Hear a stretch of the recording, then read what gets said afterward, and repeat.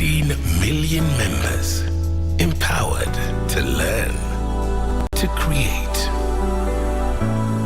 to grow, to harvest, to lead, to dream.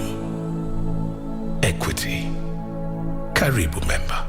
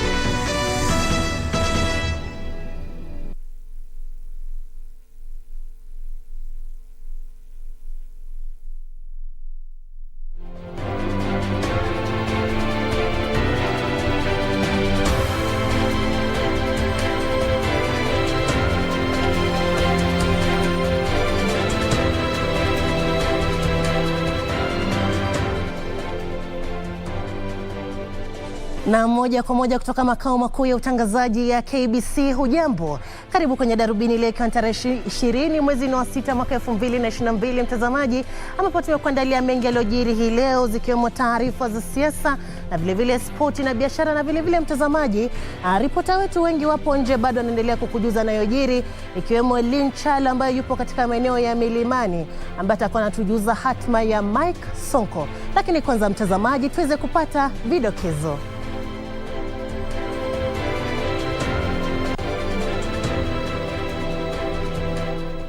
That we must once again take our steps to prevent the slide into a crisis like the one we experienced in 2020 and 2021.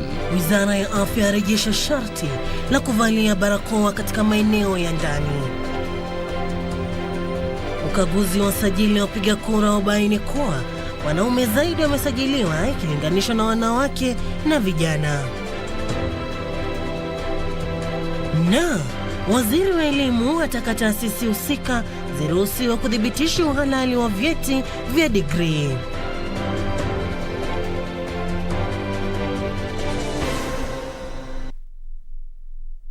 Na mtazamaji, sasa karibu tuweze kukujuza taarifa hizo kwa ukamilifu. Jina langu ni Sarafina Robi, mwenzangu ishara ni Lucy Maura. Kumbuka pia unaweza kutupata mbashara pale Facebook, YouTube na Twitter @KBC Channel 1 na @Sarafin_Robi. Tukianza ni kwa Wizara ya Afya imesisitiza sharti la kuvalia kwa barakoa katika maeneo ya ndani, zikiwemo afisi, maeneo ya ibada na magari ya uchukuzi wa umma, miongoni mwa mengine, kufuatia ongezeko la visa vya maambukizi ya COVID-19 humo nchini. Waziri wa Afya Mutahi Kagwe alisema kuwa kiwango cha maambukizi ya COVID-19 kimeongezeka kutoka 0.6 kwa wiki mwanzoni mwa mwezi Mei mwaka huu hadi 10.74 kwa wiki katika juma lililomalizika tarehe 19 mwezi huu. Kagwe amesema kuwa hali hiyo kwa kiasi kikubwa imetokana na utepetevu, hasa wakati wa kampeni. Huku kampeni zikishika kasi, Wizara ya Afya imeibua wasiwasi kuhusiana na utepetevu unaodhihirishwa na baadhi ya wanasiasa na wale wanaohudhuria mikutano ya kampeni. Kuna watu ambao wana shout, unamwangalia unaona sasa anafanya kelele mingi, amefungua kila kitu. Na sasa ule mwingine pia anafanya hivyo. Sasa hiyo virusi inaruka kutoka huyu. Huwezi kusema si kwa sababu wewe ni wauda huwezi kupata virusi kutoka mtu wa Azimio, ama mtu wa Azimio hawezi kupata kutoka UDA. Hii kitu haina chama ya kisiasa. Waziri wa Afya Mutahi Kagwe amesema kuwa nchi hii imeshuhudia ongezeko la visa vya maambukizi ya COVID-19, huku kiwango cha maambukizi kwa wiki kikiongezeka kutoka 0.6 mwanzoni mwa mwezi Mei mwaka huu na kufikia 10.74 kwa wiki katika juma lililokamilika tarehe 19 mwezi huu. Most of the functions I attend these days, people talk about when COVID was here. You know, they talk about in the past tense. Wakati wa COVID. Kama wakati wa COVID uliisha. Wakati wa COVID ni sasa. wakati COVID iko hapa saa hii. Waziri amesema kuwa wakati umewadia kwa nchi hii kurejelea kanuni za kimsingi kama vile kuvalia barakoa katika maeneo ya ndani yakiwemo magari ya uchukuzi wa umma, makanisa miongoni mwa mengine. That we must once again take our steps to prevent the slide into a crisis like the one we experienced in 2020 and 2021 when we lost many lives and resources. But if you have flu-like symptoms, please stay at home. Don't go to work and expose other people, because flu, common cold, COVID, like other respiratory tract infections are highly transmissible. Kagwe alisema kuwa wizara ingali inasikitishwa na idadi ndogo ya watu wanaopata chanjo dhidi ya COVID-19, huku 31.5% pekee ya watu wazima wakiwa wamepata chanjo kamili. The slow uptick of vaccination rates that we have are from over 300,000 per day down to about 12,000 per day, and now likely dropping to about 5,000 per day. Haya yanajiri huku nchi hii kinakili visa 252 zaidi vya maambukizi ya COVID-19 kati ya sampuli 1993 zilizopimwa katika muda wa saa 24 zilizopita. Hiki ni kiwango cha maambukizi cha 12.6. Hakuna kifo chochote kilichoripotiwa, huku wagonjwa 75 wakiwa wamelazwa hospitalini. Kati ya idadi hiyo, mgonjwa mmoja yuko katika kitengo cha wagonjwa mahututi, huku wengine 381 wakitunziwa nyumbani. Huku kiwango cha maambukizi ya virusi vya korona kizidi kuongezeka katika wiki za hivi majuzi, Wizara ya Afya imesisitiza umuhimu wa kuchanjwa dhidi ya COVID-19, huku Wakenya wakitakiwa kuzidi kutii maagizo yaliyowekwa na Wizara ya Afya. Nancy Okware nikiripotia Darubini kutoka Afya House, Nairobi. Na mshukran sana Okware kwa taslifu hiyo. Kwingineko mtazamaji, ni kwa wapiga kura milioni 22.1 wamesajiliwa kushiriki kwenye uchaguzi mkuu wa tarehe 9 mwezi Agosti. Ikitangaza ripoti ya ukaguzi kuhusu sajili wa wapiga kura iliyotolewa na kampuni ya KPMG, Tume Huru ya Uchaguzi na Mipaka, pia ilisema sajili wa kawaida haitatumiwa kwenye uchaguzi huo, na kwamba vituo vya kupiga kura ambavyo havina huduma za mtandao vitapewa vifaa vya internet kwa njia ya satellite kuwasilisha matokeo.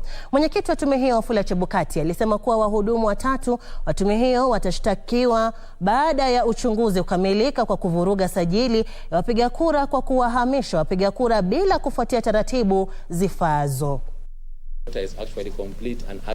Pata taarifa yako kamilifu pindi tunavyoendelea na Darubini. Na tukielekea kule mahakamani, ni kwa walalamishi wawili wamewasilisha kesi katika mahakama kuu kupinga kuidhinishwa kwa mbunge wa Malindi Aisha Jumwa kuwania ugavana wa Kilifi. Walalamishi hao sasa wanaitaka mahakama ikague hati za kimasomo za Jumwa, huku Tume Huru ya Uchaguzi na Mipaka ikikamilisha kusikiza malalamishi ya waniaji ambao hawakuidhinishwa ama hawakuridhishwa na uamuzi wake wa kuzuia kuwania nyadhifa kwenye uchaguzi mkuu ujao. Mbunge wa Malindi Aisha Jumwa hajapata afueni kamili katika azma yake ya kuwania ugavana wa Kilifi baada ya walalamishi wawili Rajab Menza Shikara na Daniel Chengo Kahindi kuwasilisha kesi katika mahakama kuu kuitaka ikague hati zake za kimasomo. Wawili hao wanasema kuwa kulingana na hati walizonazo, Jumwa aliacha shule akiwa kidato cha pili na hivyo kuibua masala kuhusu uhalali wa cheti chake cha degree. Sasa wanataka mbunge huyo wa Malindi zuio kuwania ugavana kwenye uchaguzi mkuu wa tarehe 9 mwezi Agosti. Nataka ukweli ubainike. Kama kweli amesoma tujue, manake itakuwa ni aibu, hata itakuwa pia inatoa morali kwa watu kusoma. Manake kama mtu anaweza kupata degree na hakusoma, hiyo ni mambo ya kuhuzunisha. Wakati huo kamati ya tume ya IEBC ya kusuluhisha mizozo imetupilia mbali malalamishi yaliyowasilishwa na msanii Ruben Kigame aliyezuiwa kuwania urais. Kigame hakuidhinishwa kwani alishindwa kupata sahihi 2,000 zilizohitajika katika takriban kaunti 24. Kamati hii imesema sharti la kupata sahihi 2,000 halitalegezwa kwa walemavu, na hivyo Kigame alifaa kulitimiza, ikisema kuwa hakuna kigezo chochote cha kisheria kinachohitaji tume ya IEBC kulegeza masharti kwa walemavu. The ruling of the PPDT having been stayed, the complainant cannot be deemed to be the duly nominated candidate.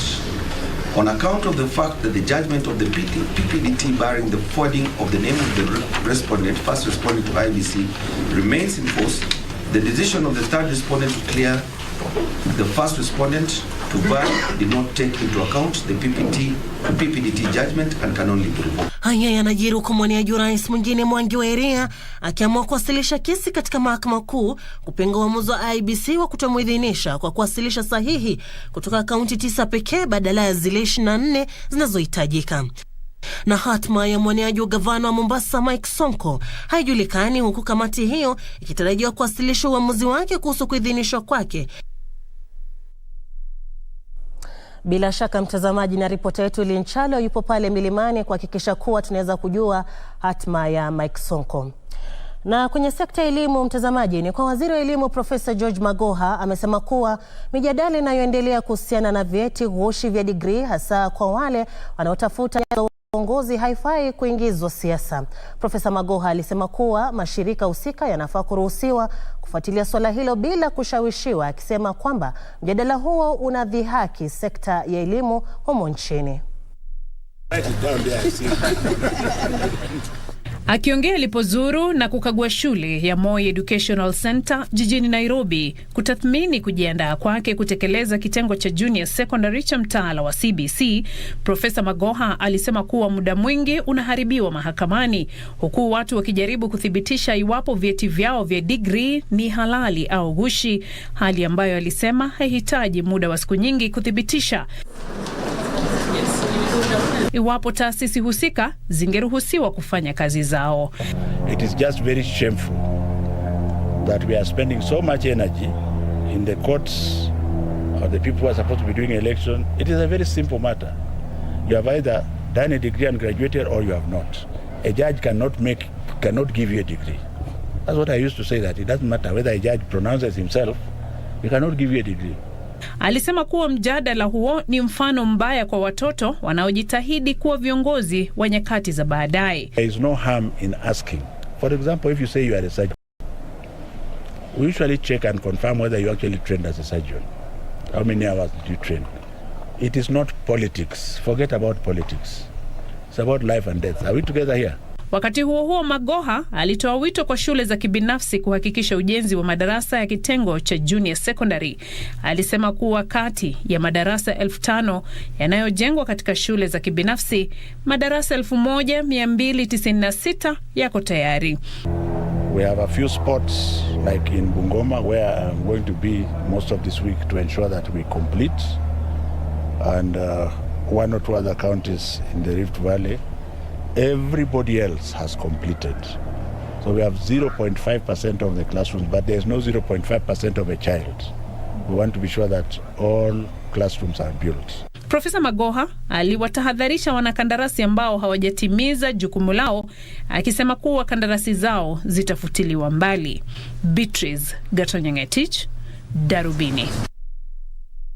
Na mtazamaji, taarifa inatukamilisha awamu ya kwanza ya Darubini. Kumbuka unaweza kutupata pale mbashara pale kwenye mitandao yetu ya kijamii. Naona wengi wametuma jumbe, akiwemo Oyando Wycliffe ambaye anasema anatazama kutoka Kisii. Abusora Hussein pia anasema anatazama, na Martin Giga anasema leo ni siku yake ya kuzaliwa. Heri ya kuzaliwa Martin. Hapa studioni mtazamaji, tunachukua mapumziko mafupi sana. Tunarejea na taarifa zaidi, usiende mbali.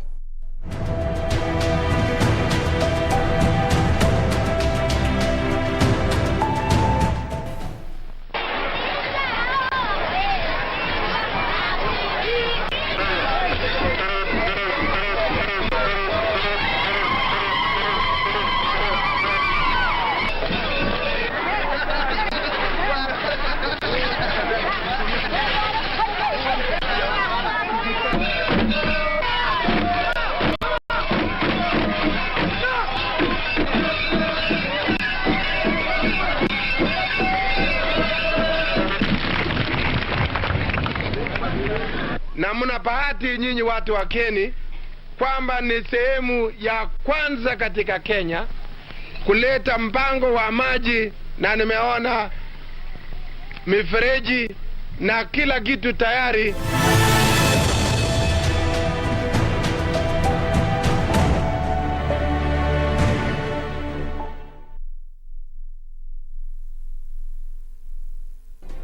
Do you have a news story to share with KBC? Get in touch swiftly on email news@kbc.co.ke or call 0723-892-654 or 0734-780-124.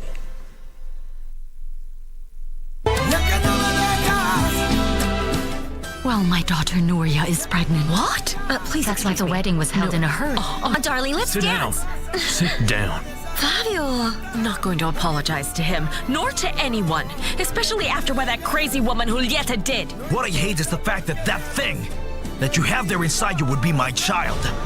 He doesn't love you. He made you go away. That's why you had to come back. Would you like to be my wife?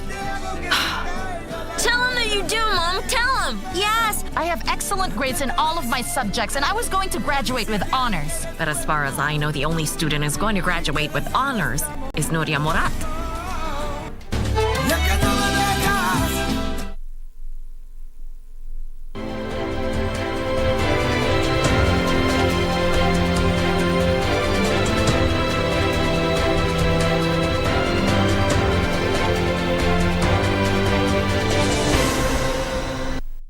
Na mtazamaji, unaendelea kutazama Darubini ya Channel 1. Kumbuka unaweza kutupata mbashara pale Facebook, YouTube na Twitter @KBC Channel 1 na vile @Sarafina_Robi. Tukiendelea hapa studioni ni kwa msajili wa vyama vya kisiasa Nderitu amewahimiza viongozi wa kisiasa kuwatuliza wafuasi wao na kuiokoa nchi hii isitumbukie kwenye ghasia. Akiongea baada ya kuzindua msafara wa amani jijini Nairobi, Nderitu alionya kwamba vyama vya viongozi wasiowatuliza wagombeaji wao na wafuasi wao vitafutiliwa mbali.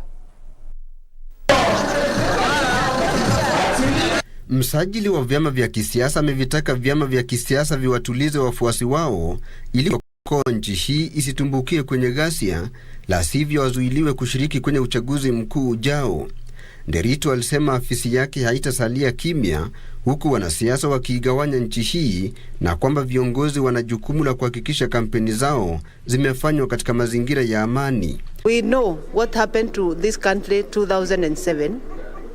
We must learn from that. We should not have a repeat of that.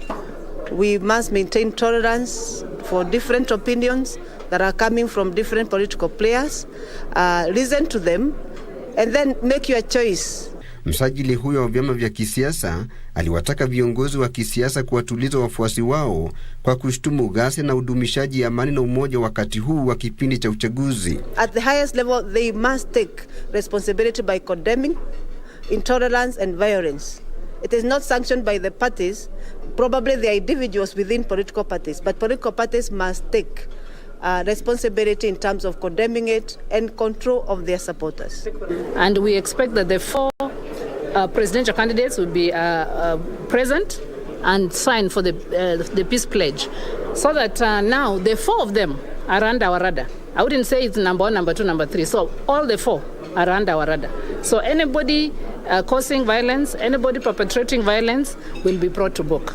Mwenyekiti wa NCIC Reverend Samuel Kobia aliyehudhuria uzinduzi huo alizitaka taasisi za usalama za humu nchini ziwachunguze na kuwafungulia mashtaka waliohusika na jaribio la jana la kuvuruga mkutano wa muungano wa Kenya Kwanza jijini Nairobi. Cannot tolerate the kind of violence that happened yesterday at Jacaranda. We in NCIC therefore are working with the other stakeholders at what we call the multi-sectoral forum, because it's only by working together. There's no one single commission or one single state office that can succeed in singly. Therefore, we must work together, and that is the significance of what has happened today in launching this caravan.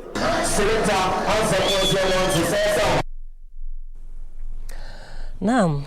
Mtazamaji, sasa tuangazie makala yetu spesheli ambayo huwa tunakuletea kila siku ya Jumatatu, na hii leo tunaangazia vituo vya huduma, ambapo mtazamaji, ili kupunguza muda na rasilimali zinazohitajika kwa wananchi kupata huduma za serikali, utawala wa Rais Uhuru Kenyatta ulianzisha vituo vya huduma kote nchini ambako huduma muhimu hutolewa katika kituo kimoja. Mpango huo wa vituo vya huduma umeimarisha utendakazi na kuimarisha uwajibikaji katika utoaji huduma za umma. Wana Kenya sote tunafurahia maendeleo tunayoyaona. Kuzinduliwa kwa vituo vya Huduma Center kuliashiria mwamko mpya nchini Kenya. Utoaji wa huduma za serikali kwa umma ukachukua mkondo tofauti kabisa. Mpango huu umekuwa mojawapo ya miradi iliyofanikiwa tangu kuzinduliwa kwake na Rais Uhuru Kenyatta takriban miaka 8 iliyopita. Tunataka kulete mwisho ya hii maneno ya mwananchi anaambiwa toka hapa enda ofisi ile, kwenda pale, kwenda huko. Unaingia pahali moja na unahudumiwa kama Mkenya bila ya kuzungushwa, na unahudumiwa na heshima. Ukweli ni kwamba huduma hizi zimekumbatiwa na Wakenya wote. Service za Huduma Center hapa ziko sawa kabisa. Juu hata si ya kafara hii na wako faster kabisa. Mtandao wa e-Citizen kwa mfano umesaidia juhudi za serikali za kupambana na ufisadi. Revenue ya serikali imeongezeka na karibu bilioni 21. Hiyo ni kitu tumefikiria. Na hiyo hongo, mambo ya hongo hapa Huduma Center hautapata. Mtandao huu umeboresha upatikanaji wa stakabadhi muhimu za kitaifa. Ukiapply birth certificate leo unaipata leo kama ukikuja. Lakini sisi ukiapply kwa e-Citizen account, we are just doing automatic. Tunafanya automatic na tunaandikia client akuja achukue. Isitoshe, leseni ya kisasa ya uendeshaji magari na stakabadhi za kibiashara zinatolewa kupitia mtandao huu. Sasa hiyo tumereduce huduma one day. Ukikuja asubuhi, jioni ukuje uchukue. Na si hayo tu, vituo hivi vimejumuisha huduma nyinginezo muhimu za kipekee kwa Wakenya. Nashukuru kwa Huduma Center kututengea room kama hii ya kunyonyesha watoto. Wengi wanakuja kupata huduma hapa ndani kwa good conduct ID, wakimaliziwa wakiona VCT hapa wanageuka kwa hii kona wanakuja. Aidha, serikali imezindua aina mpya ya utoaji huduma za serikali kupitia simu popote nchini Kenya. Inasaidia sana kwa sababu unajua the specific time yenye utakuwa unahudumiwa. Wakenya wanasadiki kuwa kuzinduliwa kwa vituo hivi lilikuwa wazo ambalo wakati wake ulikuwa umewadia. Huduma Center inatusaidia sana kwa sababu watu wako pale ni watu competent. Niko hapa Huduma Center hapa saa hii, nimeonyeshwa kila kitu na nimeshukuru. Siwezi kutafuta tiketi ya kwenda mpaka huko. Kwa hiyo Huduma Center tunashukuru, nafanya kazi nzuri.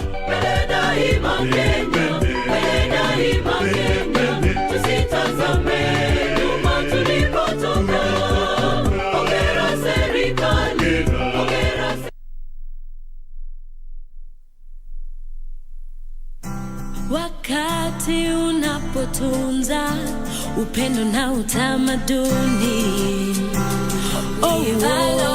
ni halisi inakuwa tundo la maisha.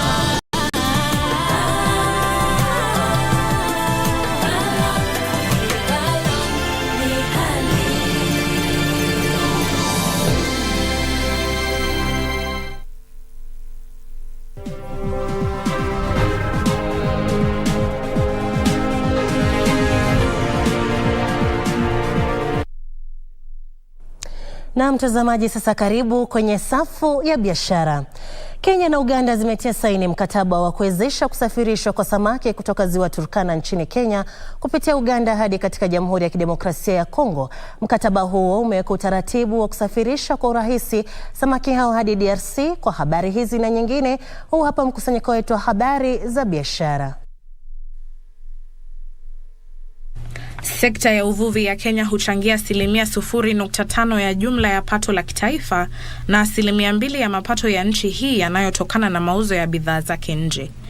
Sekta ya hiyo imekuwa ikikumbwa na changamoto nyingi wakati wa usafirishaji nje samaki, jambo ambalo limeifanya Kenya kushauriana na Uganda. Serikali za Kenya na Uganda zimeweka mikakati ya kusahihisha usafirishaji wa samaki kutoka ziwa Turkana hadi katika Jamhuri ya Kidemokrasia ya Kongo. We agreed on having a multi-agency teams in the regions that were affected, and I'm happy that today we are culminating that process with the signing of the smooth transition and movement of fish from Kenya to DRC through Uganda. We agreed to set up a framework that would enable the fishing, the exploitation, or that would enable the trade in fish especially transit trade to the DRC, to take place without any roughness, without any interference. Wakati huo huo, Halmashauri ya Kitaifa ya Kusimamia Ujenzi inapanga kutumia drones kuchunguza iwapo wajenzi wanazingatia masharti ya ujenzi. Mkurugenzi mkuu wa halmashauri hiyo, mhandisi Morris Akech, anasema upungufu wa wakaguzi wa mijengo unatatiza ukaguzi wa mijengo humu nchini. Mhandisi Akech anasema utumizi wa teknolojia ni muhimu katika kupunguza visa viovu katika sekta ambavyo vimesababisha zaidi ya vifo 200 vya Wakenya kutokana na mijengo inayoporomoka. We did a research in 2018 which gave us, of course we may think we know why buildings are collapsing. Of course we know. But scientifically, we need to analyze and find out. And we came up with 6 strong points why they are collapsing, and those are some of the things we are working on. Coordination came out to be a very strong thing, which is part of our mandate.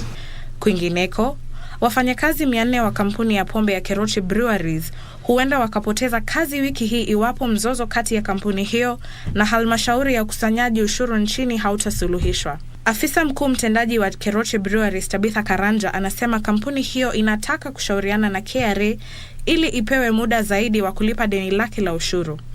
Anasema iwapo KRA itakosa kufungua kiwanda chake, italazimika kuwaachisha kazi zaidi ya wafanyikazi wake 400 kwa sababu haitaweza kuwalipa mishahara. Ndutamo Kami, Darubini.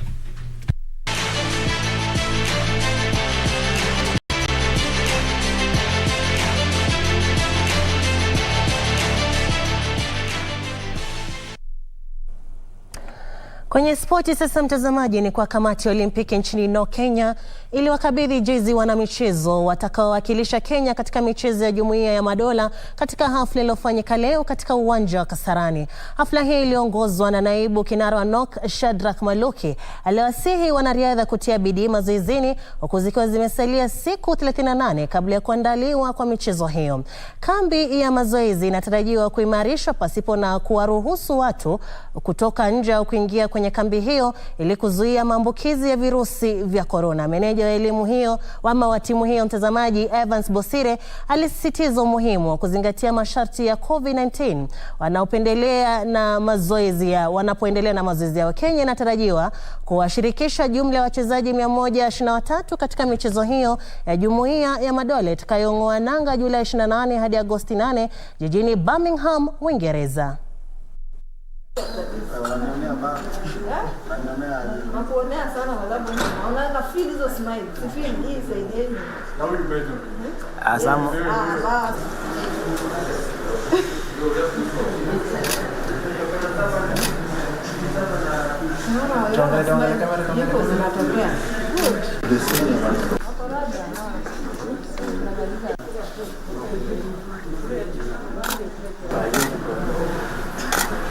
Bubble camp, no going out, no coming in, and there are no visitors who have no business of being here. This is just to protect our athletes. We are ensuring that our athletes are protected because those are the reasons as to why we are here. So our athletes come first. And we thank government for taking these measures because we all know there is cost implications.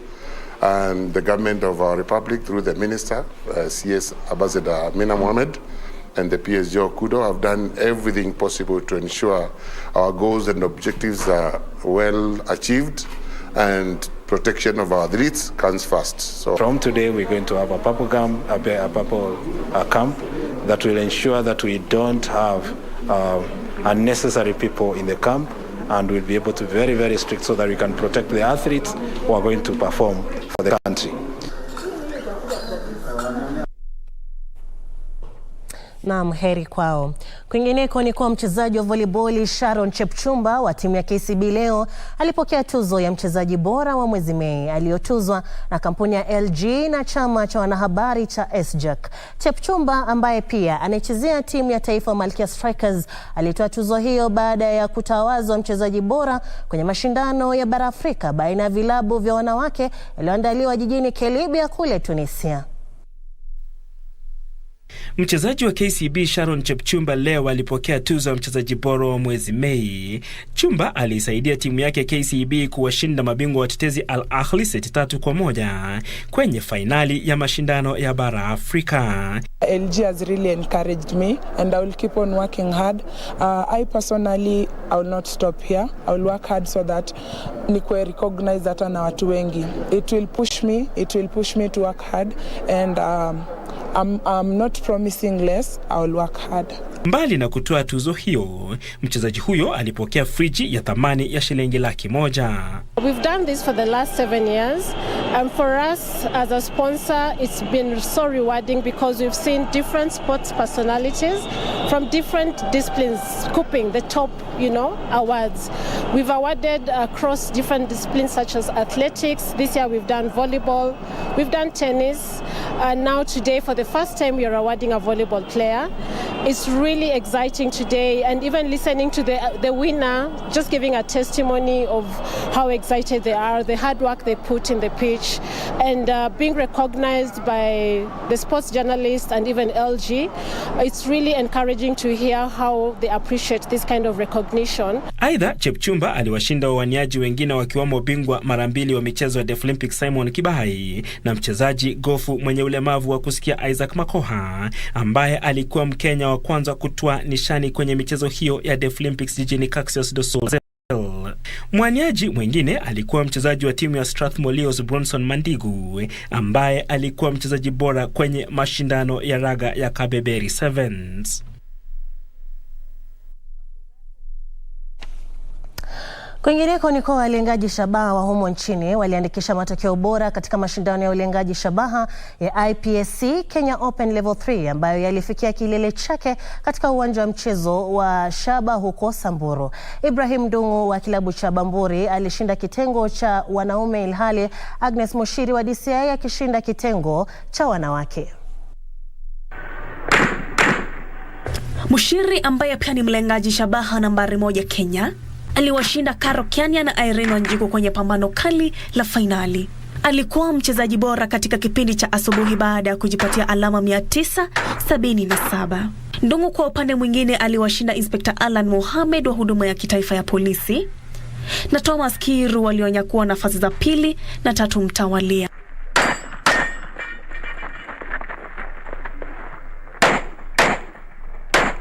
Kwingineko, timu ya Mwamba RFC imenyakua taji ya mwaka huu ya mashindano ya raga ya Driftwood Sevens baada ya kulaza Menengai Oilers alama 21-7 katika mechi finali iliyochezewa katika uwanja wa Mombasa Sports Club. Timu hiyo inayofunzwa na kocha Kevin Ombua ilishinda Homeboys alama 10-5 katika mechi ya nusu finali, ilhali Menengai Oilers ikiwaondoa mabingwa watetezi KCB kwa alama 9-0 na kujikatia tikiti ya finali. Msururu huo sasa utaingia katika mashindano ya Dala Sevens mjini Kisumu mwisho wa juma hili na kufuatiwa na Prince Law Sevens mjini Nakuru tarehe 2 na 3 mwezi ujao na Kakamega Sevens tarehe 9 na 10 Julai.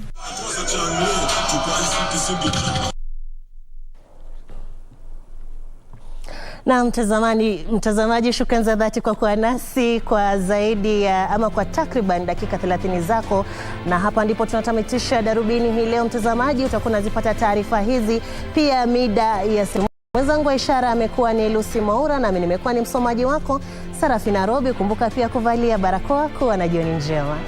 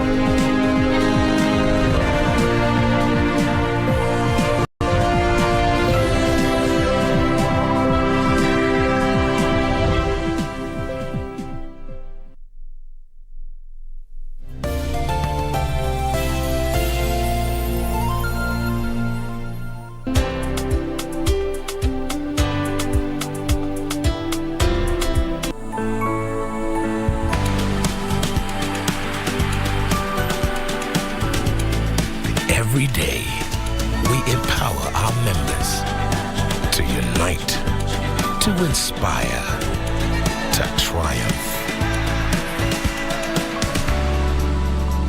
Equity.